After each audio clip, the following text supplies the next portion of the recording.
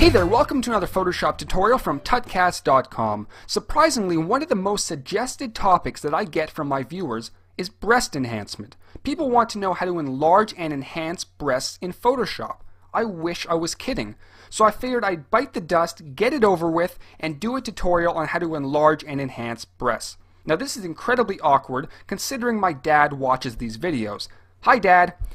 So anyway, this tutorial is probably not for younger kids, so if you have kids, kick them out of the room, lock the doors, and enjoy this tutorial. But not too much. So let's begin. We're going to start off by enlarging the breast, and I'm going to be using one of my favorite tools in Photoshop, the Liquify tool.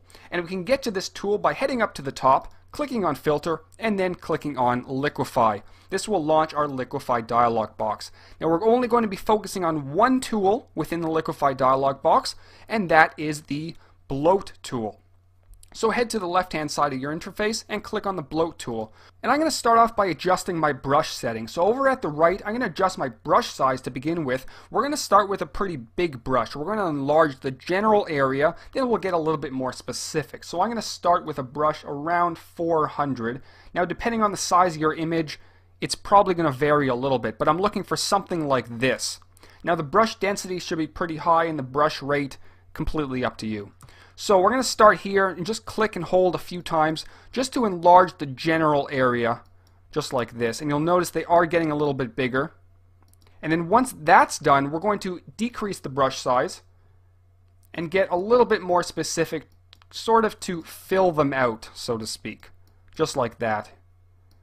And there we go. And once again, we can enlarge it again and do the general area like that. And that's looking pretty good, looking decent. And if you want, you can use the push tool to move them in and all that jazz, but we're going to leave it at this. And we're going to click OK to accept the changes. That's the after, and this is the before.